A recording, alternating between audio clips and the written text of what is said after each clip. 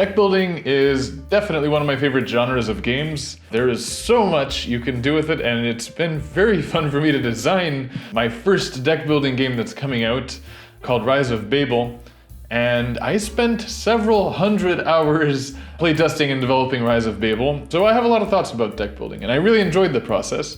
And if I was to do it again, which I may be doing as we speak or not, I think I would do it much quicker, and I feel like I've learned a lot about the genre. I've learned about what I like in the genre of deck building, and so I'd like to share that with you. Now, this is kind of game design opinions, so yeah, feel free to take what you like and not take what you don't like.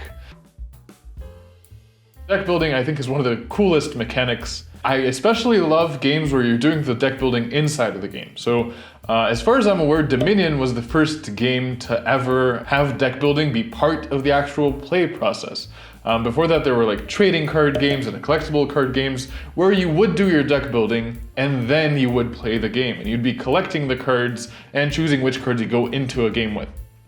Now, what Dominion did differently is it actually started all players with the same starting deck, and then as the game would go, they would purchase more cards from a market and add them to their deck and make a deck that they like. And that could be a bigger deck, it could be a smaller deck where they get rid of cards that are less powerful. The cards would cycle a lot quicker, and you would feel that engine building feeling of you starting off with something that's really not very good, and then building it up to something that works really well and is super efficient. Also, deck building has been doing really well in video games. Like we saw Slay the Spire. I mean, come on. That's one of the best games out there, and it is built on deck building, and it uses what the computer can do to make these super cool, powerful combos by having things like multiplying or copying cards, or things that we can't do in board games as well. Although we had Slay the Spire, the board game, and it did a pretty darn good job.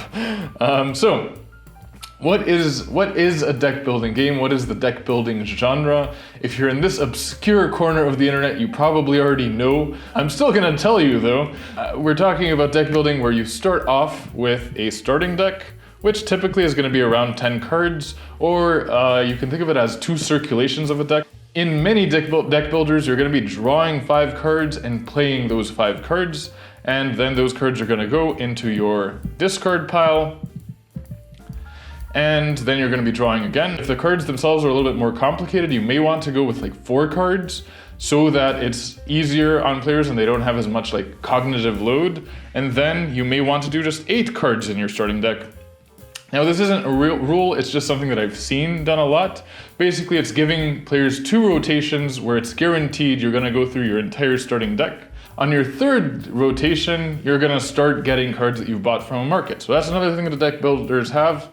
Often, it's a market where you've got cards and you can buy those cards. So your starting deck is gonna have some form of currency, and you're gonna use that currency to add more cards, and those cards might go to your discard. In some games, they go straight to the top of your draw pile. There's other games where they go straight to your hand when you buy them. So there's all sorts of different ways you can approach a market in deck building, and all of the stuff that we're gonna be talking about today. What I would start with is a starting deck. What is your starting deck? And to do that, I want to look at what actions we have in the game. What are the basic actions in your game? And I'm going to give as an example Hero Realms. So this is your starting deck in Hero Realms. And what you'll notice is we have a lot of cards that are just a single gold. We've got one that's 2 gold, and then we've got damage, which in Hero Realms is your endgame condition is to deal damage to your opponent so that your opponent reaches 0 health. That's how you win. Well, you'll notice there's not a lot of different abilities. There's not so much complicated things because you don't really want your starting deck to already be strong. You want a lot of the fun in deck building comes from the deck that you build up along the way. So really the starting deck should be a blank slate and give you just enough tools so that you can start buying other cards and kind of get to know the actions. So in this case, you just have 2 available actions. In a deck building game, typically you're going to have a market where you can purchase the cards that you get into your hand. It's not necessary, like in Slay the Spire, the digital game, you're just offered a choice between cards at the end of every battle. But basically you want to give players a choice of cards which they can choose to add to their deck and make their deck better and build up their deck. Now here comes one of your first design decisions. Something that's going to happen in a lot of deck builders. Maybe early on you'll get a lot of very high cost cards and the market will kind of stagnate. People won't be able to afford those cards yet. So one thing that you can add to your deck builder, and you'll see this in a lot of games, is a permanent sort of card that you can always buy. So giving players the choice of a card that's always available. In Hero Realms, that's the Fire Gem. It costs 2, so it's very cheap, and it's going to give you 2 gold back when you get it. So when they come back to you, you can probably afford those more expensive cards. Another way that you can sort of solve this issue of the market stagnating is what we did in the game Rise of Babel. We actually added an action where you can spend one of your coins to refresh the market. Dune Imperium has another solution in its expansion because I think a lot of players really wanted it for ways to refresh the market, and I've seen all sorts of house rules where they play with more cards or they allow changing the markets at the end of every round, I think, and so on. Well, Dune Imperium actually introduced in one of the expansions just a token that once per game you can choose to discard and refresh all the cards. So that means removing all the cards from the market and drawing new ones. Another thing that you'll sometimes see in deck builders, and actually the deck builder I think of is Dune Imperium, is they have another always available card, which is a high cost. So in Dune Imperium, I think it's like 10, and it is unachievable early on, but it gives you something really, really good because it's an expensive card that you know you have access to. I really like this because it reminds me of this design principle, which I don't remember which designer I've heard it from, but it is about the castle in Disneyland. When you enter Disneyland, from any of the entrances, what you see is the giant castle in the middle. And what that does for people is it gives them direction. When people are like, hey, what do we do? Well, you see this giant, big, epic thing from anywhere in the park. Well, you can just walk towards the castle and go and check that big, interesting thing out. In video games, that's called a POI, or a point of interest. And I feel like in deck building, having a card like this has that function. It gives players a goal of, oh, if I can get to that much currency in my hand, I can get to this very cool card. One of the very fun things in deck building is when you get synergies, or combinations between the cards in your deck.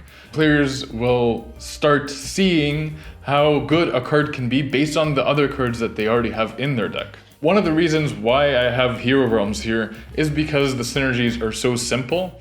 Hero Realms just has different colored cards. So there's red, green, blue, and I think another color that's somewhere in there. Yellow? Yes, yellow.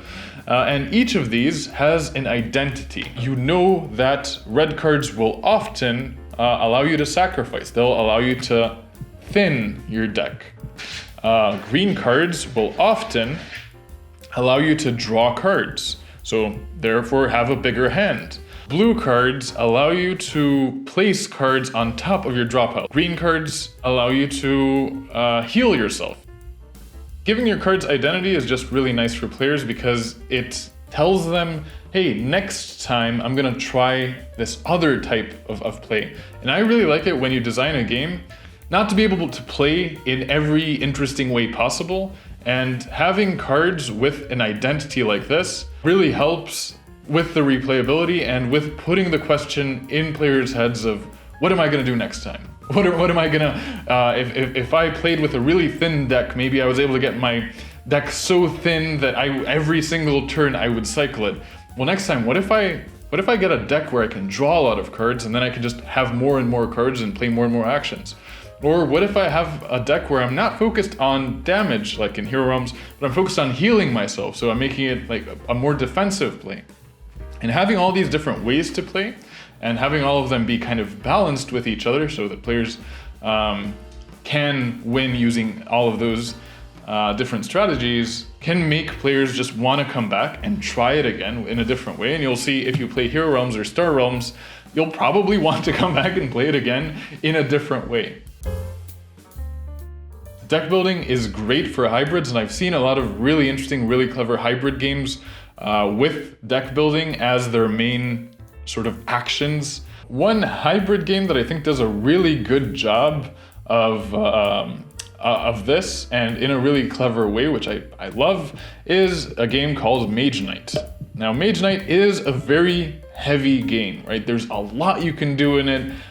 You are exploring a map, moving around the map, combat, you can take over villages, there's all sorts of different locations that you can interact with. But they have simplified their system so that you can always play all cards. And the way they've done that is they have basic actions. So they've identified what are the basic things you can do in your game. And there is 4 things. There is move, there is influence, which allows you to, it's like a currency. There is combat, or an attack, and there is defense. So they tell you, these are your 4 basic actions. And now they have all sorts of different ways to do these actions. They have much more specialized cards where like it's combat, but it's stronger against a specific enemy and so on. But they've simplified the basic actions in that any card can be played as a single basic action. So all cards, their front, their face is gonna be better than like 1 move or 1 influence. Maybe the front is gonna be 1 move and 1 influence. But if you're in a situation where you want to combat, well, you can always play a card for just a single basic action, and I think that's a really good way to do it. If you have a game where there's a lot of situational things happening, well then find those basic actions in your game and make cards that you can play for just a single basic action. So that's something really clever, and that is something that I've had a problem with when players would feel bad that they can't play their actions, and I just made that a design pillar very early on for Rise of Babel.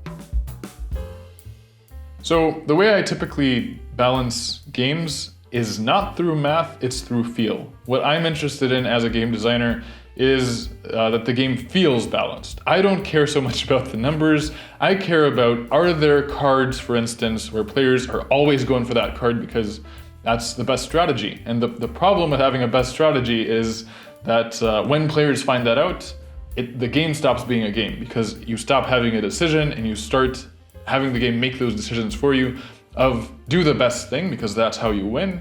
And there's a lot of players that just play to win.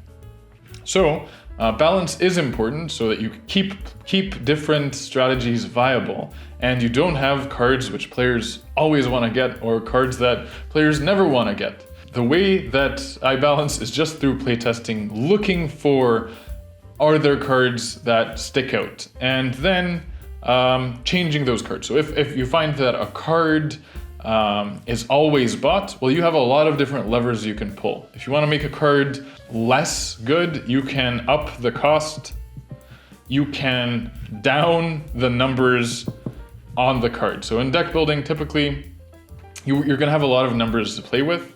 There's also like synergies and things you can make. If you want to bump a card, make it better, maybe you can make it have synergize with all cards, like or synergize with more types of cards. But overall, if we had to simplify balance a lot, it's playtest and then identify problems, and then when you've identified, you can change the cost or change the ability.